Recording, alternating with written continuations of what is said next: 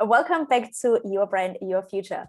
You are in for a special treat because we are joined by a guest who I've known for many years, and he's always been a standout since day dot for not only his creativity, especially his way of looking at things differently, but then also being able to package it into different content types and shapes, plus then communicating and pitching it to different stakeholders. Luke Wheatley is in the house. Thank you so much for Hello. being here. Thank you. Thanks for having me. Look I'm forward to excited. it. Me too. So we've known each other for many years, and we used to work for the Subway marketing team. You were agency side, I was client side, and basically we were traveling around Australia, Yeah. visiting different boards, crazy times back then. And the goal was to always visit those local boards and sell in the national strategy. Yeah. And one of the standouts for me about you was always that even though we had to communicate the same message to get everyone across the line, you always communicated in a different way to every board. I was like, how does he do this? And, since then you've had a crazy, incredible, successful career, always in marketing and content creation, but it didn't start there. So for everyone who hasn't come across you, can you give us a brief background as to what are you doing now and how does your diverse background, to say the least, benefit you in what you're doing at the moment? Yeah. Wow. Well, what a question. Okay. So I am the co-founder of In3 Production, which is our creative production company. We like to call ourselves a creative production company because we do more than content and we do more than creative. We kind of look at things from a marketing perspective and try to solve real problems that a business may be trying to solve creatively. And it's about trying to make every dollar count, and it's all about trying to make the connection to the audience, who you're trying to target, as best it possibly can be. So that's what we're doing now. But my background has been pretty diverse. I started off in natural health, moved my way into feature films where I was doing marketing, and then I ended up being the head of acquisitions for Magna Pacific, which was Australia's largest independent film distributor. Very lucky, got to travel the world, go to all the film festivals all around the world, read scripts and decide to buy films that we would then have the distribution rights in Australia and New Zealand. So we worked on films between 20 to about $150 million budgets, and worked with all the big studios. So it was a really good development time for me because I could see people far smarter than me in the room and how they held themselves in meetings, and also how they would create a strategy. And it actually helped really put things clear in my mind about how you communicate. The GFC hit way back, and that's where I left. And then I joined agency Right Solutions, working with Subway, with yourself, Petra. And so I was there for 5 years. And then in the last 6 years, I was the head of creative content and brand marketing for Flight Centre. There, I managed upwards of 70 staff, but primarily as 35 staff. And we did everything from content strategy, creative strategy, and brand strategy for Flight Centre. But also we looked at other brands as well within the Flight Centre Travel Group. So we looked after Travel Associates, Corporate Traveller, Cruise About, Escape Travel, Student Flights. So all up, I think at the time, about 18 brands. So it was always about how to look at things differently. How do you tell a different story to the same audience for different brands? They're all travel brands, and it all came down to being creative and listening and really segmenting the target audience and understanding what their trigger points were and communicate to them.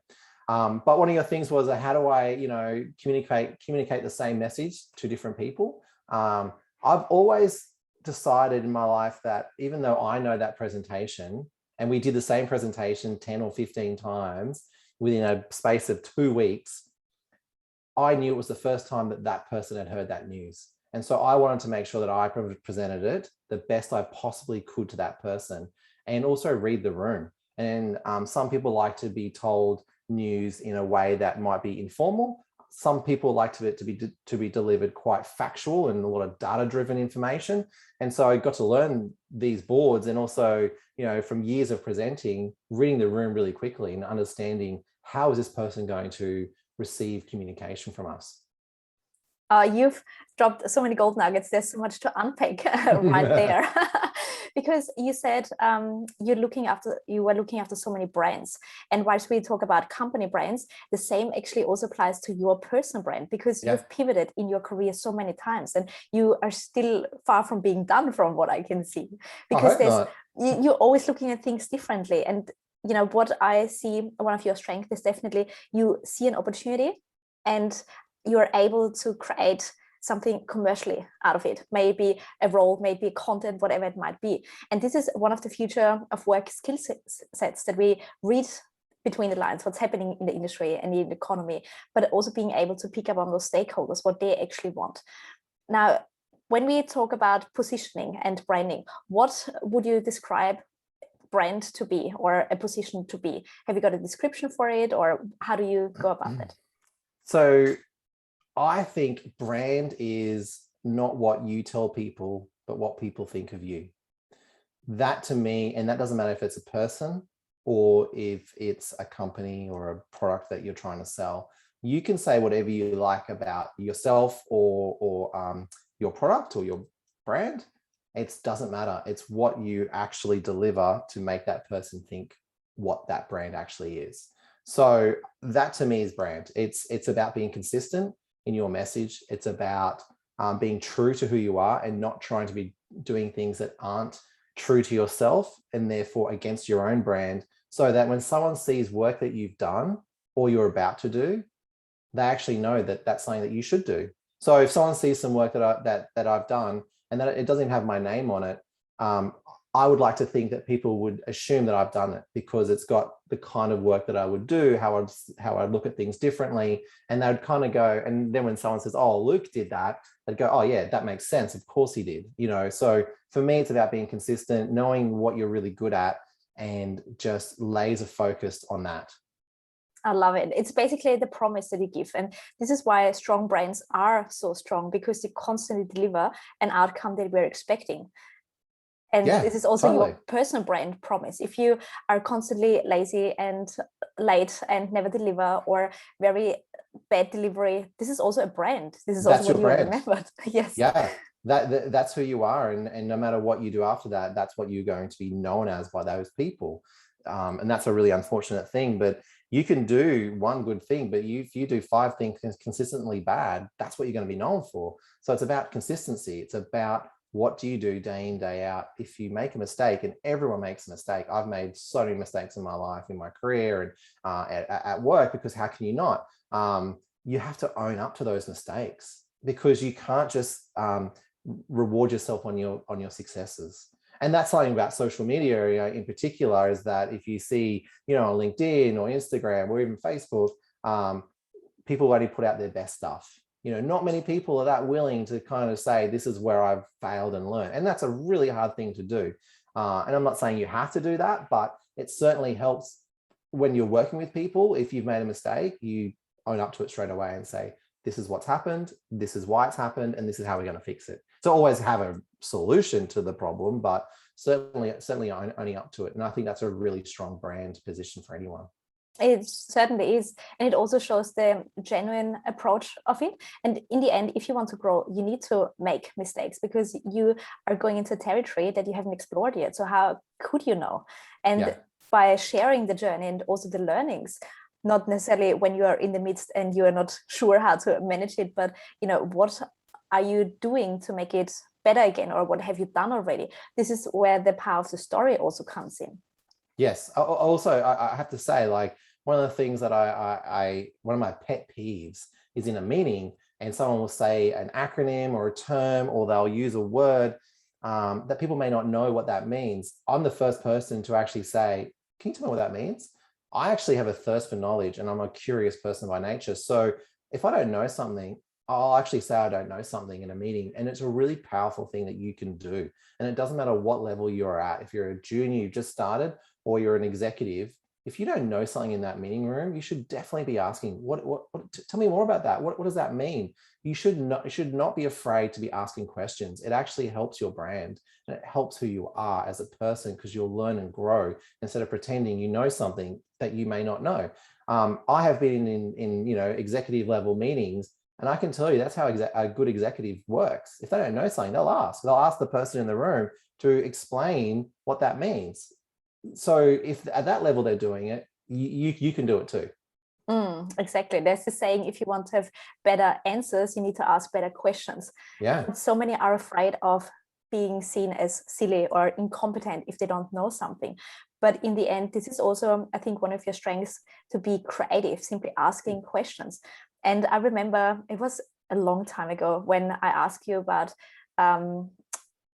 your strength, and you said, I'm a creative but not a creative. I'm not good with coming up with the details, but I was seeing the bigger picture. And this is also something I think really important to hone in on. You don't need to be a graphic designer to call yourself creative. Everyone is creative.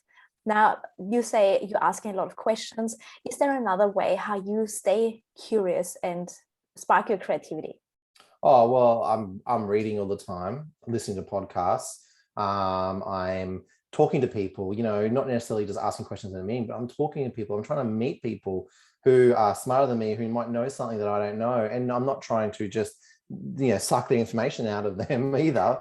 I generally want to have a friendship with them or something, but it's about asking people and having a network of people that you can talk to and ask questions and keep learning. I think that I would be so disappointed in myself if I was at my plateau right now and I wasn't going to keep learning and keep developing, because that would be, I feel, quite disappointing. I just think you've got to keep going. And it's not about, new technology. Yeah, I'm super interested in new technology, but it's about new ways of thinking, new ways of talking to people, new ways of communicating to people. Our business ethos is that we want to tell interesting stories. That's our ethos of our business. And it drove from, I don't care if we're selling toothpaste, travel, or the latest sports car.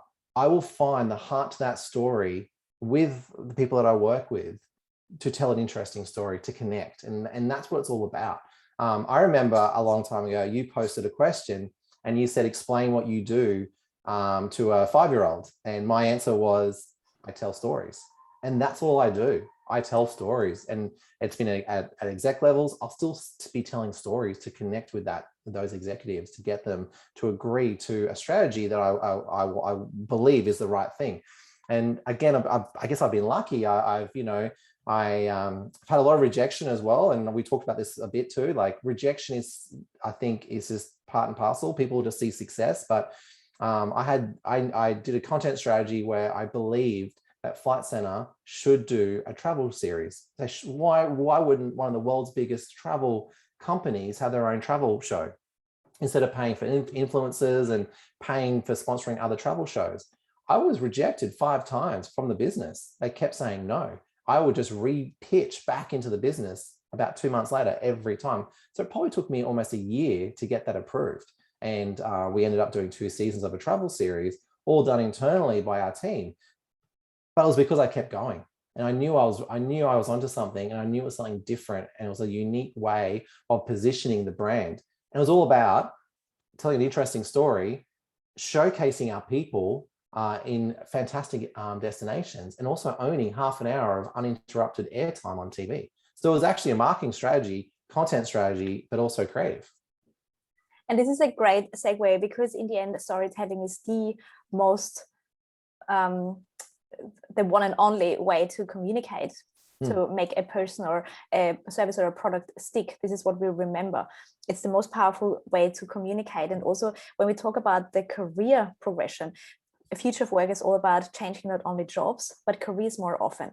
So how can you pitch yourself in a way that makes sense to the decision maker, coming from a completely different industry or background, to now wanting to do, this profession? And it comes down to you being able to tell your story. Now, can you give us a little bit of a framework or some ideas how we can start with our personal brand story? I mean, that's the thing I've done across different industries, and it's always been convincing that person or that business that whilst I have no experience in film right now, you got to trust that I can do this. And it came down from showing passion, interest, and actually researching the company before I went in there. But about starting your own personal brand, again, it's about consistency. So it's about, what is it that you want to tell people about you? What is it that's about you? And so if you are someone that Let's say you do want to make videos and you want to do film. And right now, that's not what your job is. That's fine. You also have 2 days out of the 7 days that you can go and do that and start showing people your skill set by going out and doing it yourself. And it's all about showing who you are. So, start seeding out that information, and start, even if you can't do it in your own job, do it in your own personal life and start showing that on your professional, social network. So that's how I truly believe that. Like, if you really have the passion, you want to do something, you start showing people what it is that you want them to believe you can do. That's so powerful, because in the end, we're buying into people and not their credentials. We can't compete on PhDs and years of experience. There will always be somebody smarter, more experienced, more educated than us. But what makes us stand out is exactly what you just mentioned: passion, interest, and also taking initiative, doing something before anyone else tells you to do. And we're not trees, we can move, and we have to move. And you also said, I hope I'm not at the pinnacle of my career, because in the end, we can only stay relevant by moving and evolving in our career. Otherwise, if we're not learning, we are dead already in our profession. Something comes much quicker to, what's the saying, we ride the wave rather than being crushed by the wave. And this is what's currently happening. And you've experienced that now actually twice, with the financial crisis and now with COVID, that your role has been made redundant, or you've been stood down. So you had to reinvent yourself. Absolutely. So, COVID. So here's my story. Here's my COVID story. So I know everyone's got one, but this is my COVID story. So my COVID story is, I went to LA in February with my family. I had a family holiday, and while I was there, I actually pitched to Universal Studios. So I got myself into a meeting with Universal Studios to pitch to them some ideas that I wanted to do. I wanted to make some TV shows and feature films. So I actually had a half-hour meeting with one of the head of acquisitions of Universal Studios.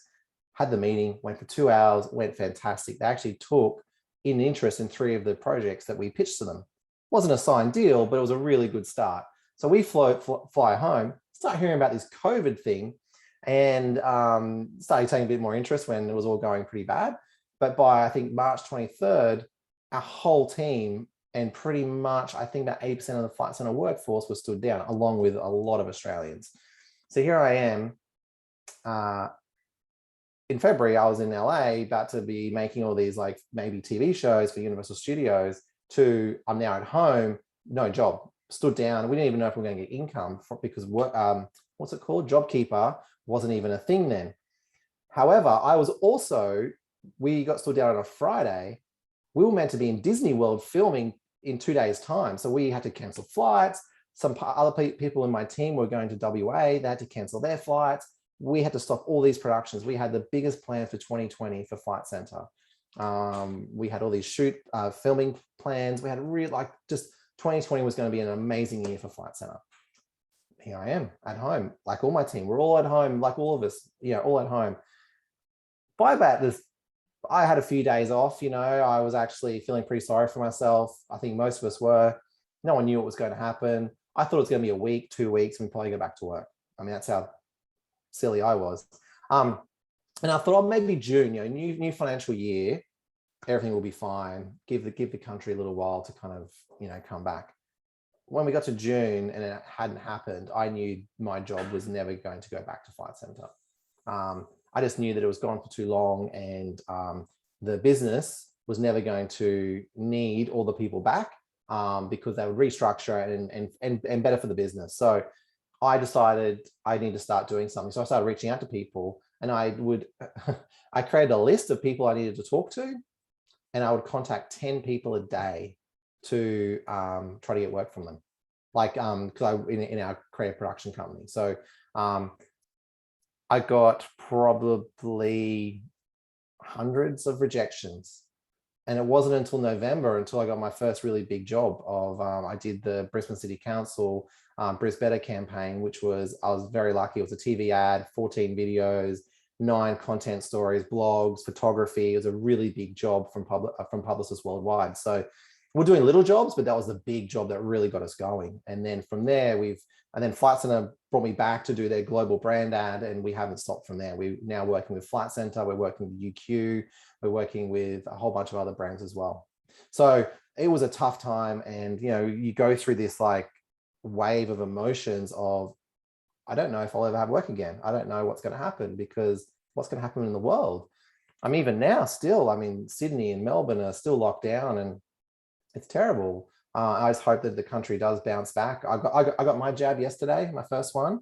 So I'm looking forward to my second one to be fully vaccinated. And I think that it was tough, but it was actually character building. Yeah, 100%. And it's also, it's what it's called a sign of its time. Yes, it's COVID now, but then it could be technology, then it could be whatever, we don't know. And there's even some research that shows that even high investment companies like mining, for example, that changed every 75 years, they're now changing between 7 and 10 years. And industries like retail, they're changing and evolving every 2 years just to keep up. And that means our skill set that we need in order to meet the changed consumer demand, that also evolves. And if we are not growing and changing and pivoting, we are already behind. So absolutely, nobody can rely on job security or the one career. No. I worked for Flight Centre. It was a $40 billion company that's in 18 countries. You think it's a pretty stable job, and unfortunately a health crisis like this happens and there's nothing you can do. I was talking to someone the other day, and they were asking me if I could, what would I do to help them create content, but it was targeting younger people. Now, I'm not a young person per se, so my answer really was there and then being really honest and saying, I'm not young, but what I can do is come up with stories and help create it. But I'd actually bring in people who are younger than me to help bring that story to life for you, and actually get their buy-in before we'd even pitch it back to you. And I think it's about knowing what your ability is and what your part of the cycle is. And so I know that I can come up with the stories and the ideas, and I can support that. But I also know that when it's time, you bring in the right people to help you, because you've got to be honest, and you've got to be able to deliver above what people expect. I love it. And there's the saying, you need personal branding is all about analyzing and then amplifying. It's not about doing or being something you're not. It's about clarifying what is it that makes you can bring to the table, because the self-awareness part is what gets you the best results, because you know who you need to be surrounded by to complement your strengths and your weaknesses. But if you don't know it, if you as a leader don't know what you can bring so we can get results, you will never be a good leader, because you don't know what you actually need from others. Yeah, and empathy is a really big thing as well. It's difficult. Sometimes there's ego involved, but you try to be as empathetic as you possibly can. I was leading 35 people in the team. You've got to make a decision that's best for those 35 people in total, not those 35 individuals. And that sometimes can be a really difficult decision to make, because you're not making it on behalf of this person who has a family. You're making on behalf of the 35 people. So if you have to make a decision where you lose 5 people, just like Flight Centre had to make a decision to lose 80% of their workforce to keep the business going, they made the right decision, because they kept the workforce going of that 20%. And they've brought other people back. So, it's about, sometimes you've got to make the right decision. You've got to make a decision on behalf of the business or the people in general, not just one person, which is, it's difficult. Absolutely. But this, again, one of your strengths, you see the bigger picture. This is what makes you a good, I would say, creative strategist, not necessarily the executor who does the media and gritty. Exactly. I've done it in the past, and that's where I know it, but I know that's not my strength. And that's the only way how to figure it out, by doing it. And so many are afraid of, quote unquote, going the wrong path, because that might be not what they want, but in the end you don't know what you don't know, and you can't think of what you're really good at. You need to experience and explore it. And it's okay to say, this is not for me. And it's okay also to change your mind, and it's okay to go on a completely different tangent and think, I never thought that I wanted to be a chef, and you go off and become a chef because that's actually your passion. You decide later in life that's what you want to do. And I think that's, for you, Petra, you've done the same thing. You've pivoted a lot in your career. And, when I first met you, you were on your trajectory of corporate, marketing and really going down that path. And look where you are now. And if you would have said to yourself, 8 years ago, if that's what you're going to do, you probably would have laughed. But because sometimes it seems impossible that you can change, but you can. It just takes baby steps. You know, to get where you are now, you didn't just turn around and do this. You had to get there by making mistakes, just like I made so many mistakes, and moving more forward than you do backwards, and just picking yourself up when you make a mistake and just dust it off and keep going. But that's how you, when you look back 6 months later and you say, wow, I'm now here. 6 months ago, I was over there. That's because you kept going and you were consistent and you knew where you wanted to go. And this is also what made you so successful. You got one rejection after the other, but also when you get the fifth rejection, you didn't give up because you truly believed the potential in the idea. And this is, I think, also what makes a difference if we get something across the line, even ourselves, and not, are we confident enough? Because people buying our competence, but they buy more so our confidence. If we are not quite sure if it's the right thing to do, well, everyone else will doubt it too. Absolutely. And I was very lucky. I had really great leaders. You know, Darren Wright was a fantastic leader. And whilst he rejected my ideas, he was always made time for when I would reposition my idea. And that's a fantastic leader to have, who would say no, and this is why it's no, but then let me come back and actually hear me again. You know, and I've also been surrounding myself with some people who are smarter than me, better than me, who I can learn from. And that's the same as my team. When I was at Flight Centre, I had a really great structure of people around me that I trusted. You know, Kristen Bonner and Christy Eakins were two people who I had full trust in. They had trust in me, and they help support you because you can't be perfect. And so you look for people who can complement you, not emulate you, which I think is really important as well. A lot of people hire people who are just like you, and that's your biggest mistake. You don't want to do that. You want to hire people who aren't like you so that they complement you, so that you're yin and yang. Otherwise, you're just hiring a whole bunch of clones of you, then there's going to be a big weakness in your team and in your skill set. Which comes back to being self-aware and actually picking that on others. And again, one of your biggest strengths is not just empathy, but being able to read others, which is why you can tell stories, because it's not about you. It's about the decision maker, the audience, the buyer, whoever it might be. What would they want? What do they expect? What is their biggest desire? Maybe to give a few more practical tips in terms of the messaging, and also because you've pivoted your message for this pitch, for example, how do you go about tweaking the same message but coming from a different angle based on the feedback that you got? So I listen to the feedback first and foremost, which is listening, not just hearing, but listening why it's a no, or listening to the feedback is so important, and using that against that person then. So, okay, well, you don't like it for this reason. I'm going to show you why you're wrong. You know, in an egotistical frame of mind, but that's kind of what you do. You go, okay, you don't like this for these reasons, then I'm going to show you how I overcome those obstacles. That's exactly how I do it. So, you know, if they say, oh, well, the show is going to be too expensive, as an example, I would say, okay, it is expensive, but this is how much money you spent on sponsoring influencers to sponsoring other shows. And this is how much a TV ad will cost during the time slot we're going to be on if you're just going to buy the TV ad. Now, if you add all that up, it's actually now our budget is less than what you're going to spend anyway, which was a really easy way to kind of win the argument. So it's all about creatively thinking, well, how can I win this argument in the most respectful way possible? Now, you're not always going to either. If their answer is where you can't win that argument because they're right, you've got to acknowledge it as well. And that's a really good brand thing for yourself to say, you're right, I didn't think of that. But this is still why I believe this is a right idea because of X, Y, and Z. But your concern over here is we need to think about this. I need to think about how we can overcome that. And so whilst I say I got rejected 5 times and I kept going, if at some point the rejection was a firm no and I couldn't actually find a way to overcome those no's, then I wouldn't have gone back in and pitched, because that would actually be really bad for my brand. Because then it ends up being Luke's ego wants this show to be made, not it's right for the business.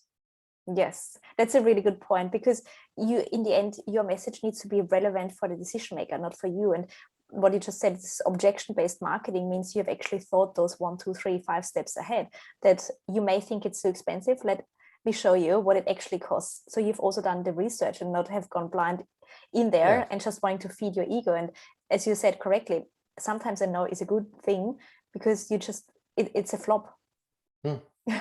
Yeah.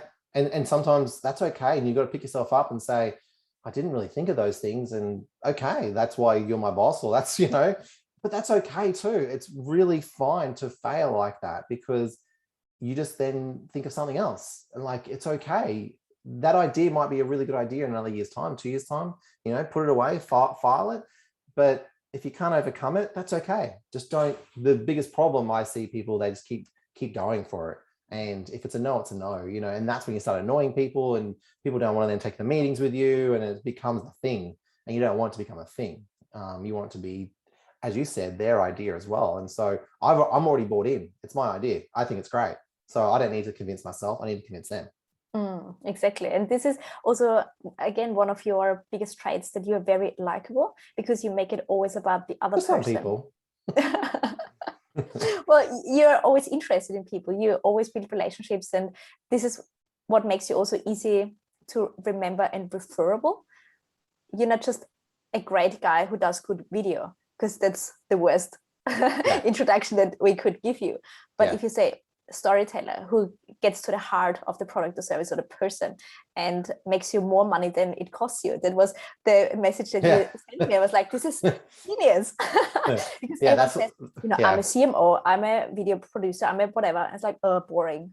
Yeah, that is one of my pitches, is that whatever I cost you, you'll save that money.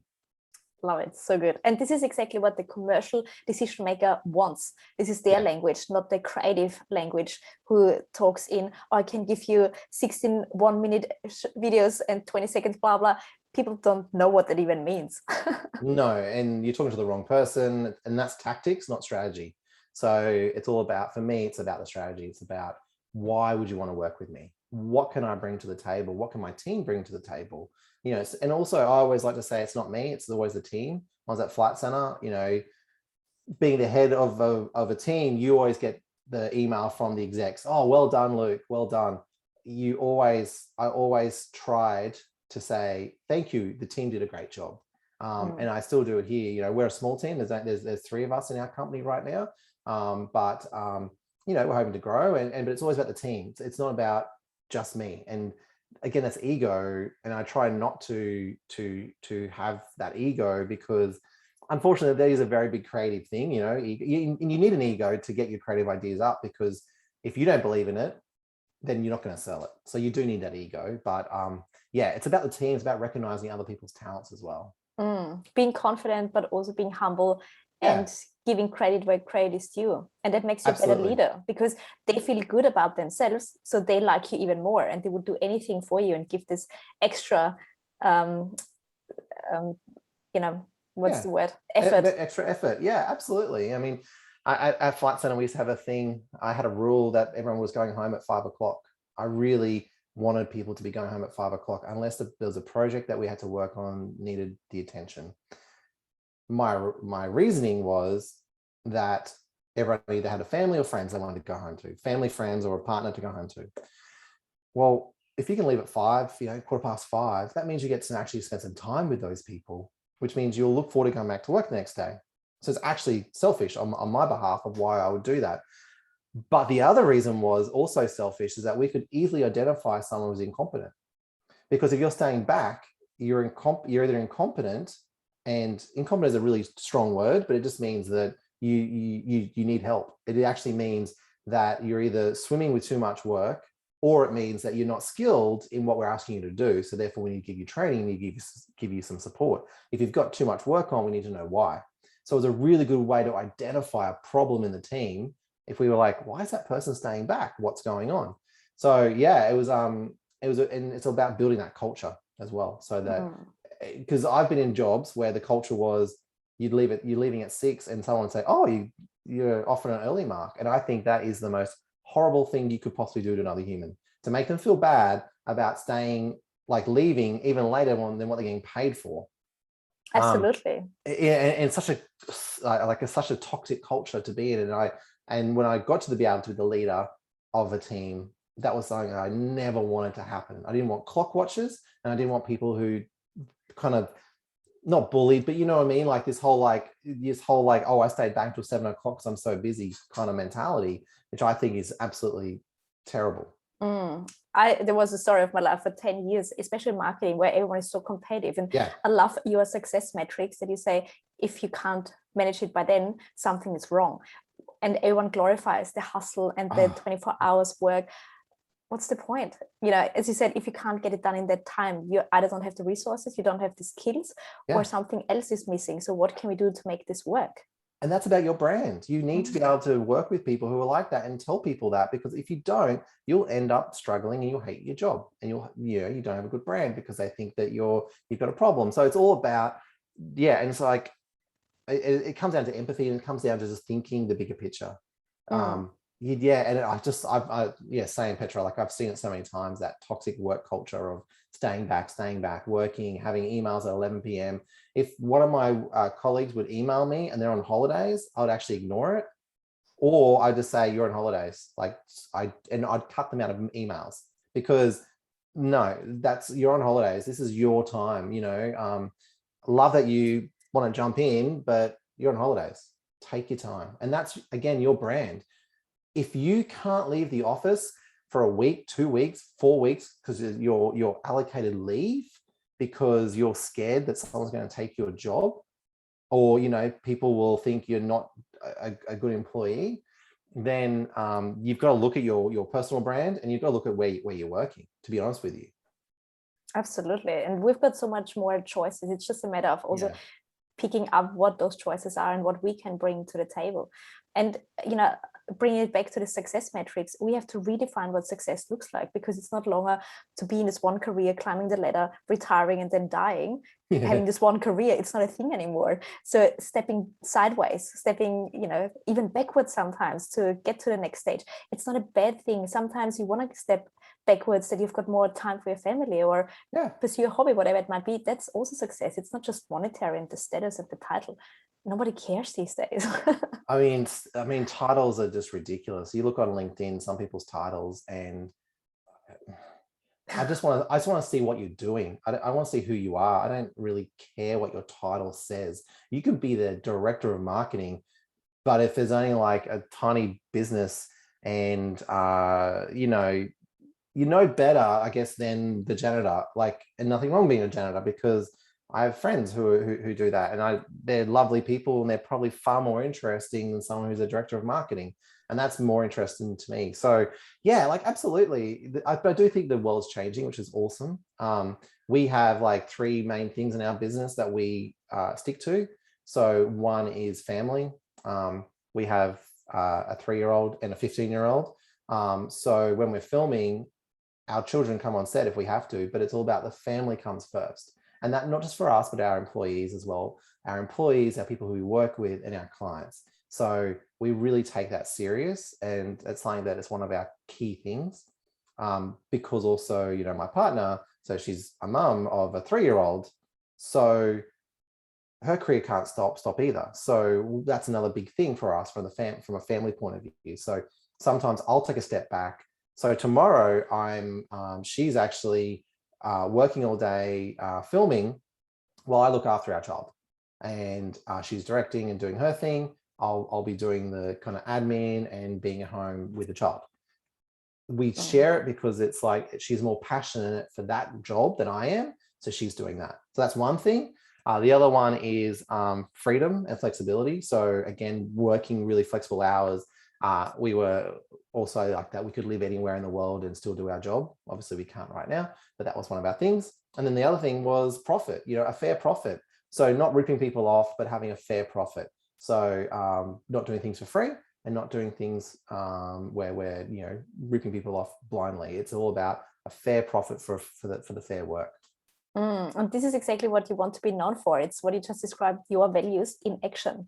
So when you have the values up the wall, nobody knows what it actually means. They're hiding behind the titles because they don't know what their values and their qualities are. but it is not memorable. Nobody cares about that. Whereas if you say family first, and what it means is so and so, you also attract the right people and the right opportunities to you. Because if somebody says, oh, you need to be contactable at midnight when I want you, it's the wrong client, and you resent them. You deliver bad work because you hate doing it. So what's the point? Yeah. And you know, I've worked in other places where they've had their their philosophies. Flight Center was amazing. Flight Center had their philosophies everywhere, and we lived and breathed it. You could call people on it. And I think I got that when we started our own business. Flight Center was probably one of the best places I worked at where they believed in the philosophies and actually lived them. So like, you know, they had egalitarianism, which is one of the big ones, which is you take your work serious, but not yourself. And that filtered throughout. You know, and everyone's equal and all that kind of stuff. That was really great. But I've worked in other companies where even like they start the meetings, every meetings with their philosophies. But if the CEO, you know, one of the philosophies were, you know, could be like, you know, respect each other, but then the CEO can be yelling at people the next day. And it's kind of like, well, hold on, you can't have the philosophies if the CEO is not going to live up to them.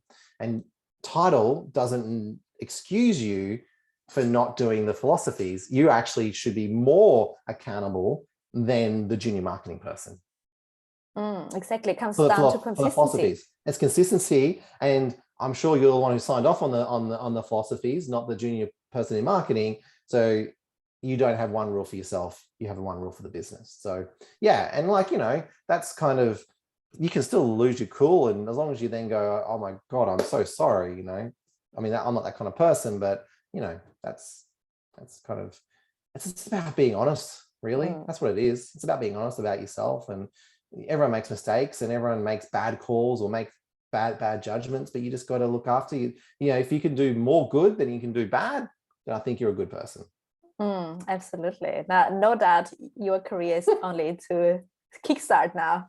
Yeah. There's big things ahead for you. So what's next for you? And of course, where can everyone find you and connect with you? Well, next is, so we're in production for our first feature film. We're doing a joint venture with the Steve Jaggy company, where we're doing our first big screen feature film documentary called Beyond the Reef, where we're fully financed. We're in production. We started production back in May, and we'll be filming until probably October to do our feature film. So we've got, which is pretty interesting, should be fun.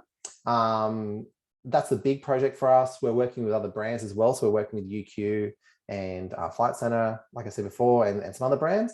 Where can people contact me? LinkedIn is always great. Love LinkedIn. I think it's fantastic. I'm on Twitter. And also you can go to our website, in3production.com. But yeah, like LinkedIn is always really great. I mean, I like to contact people. If you hit me up, I will respond.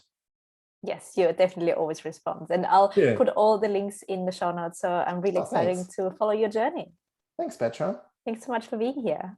Thank you.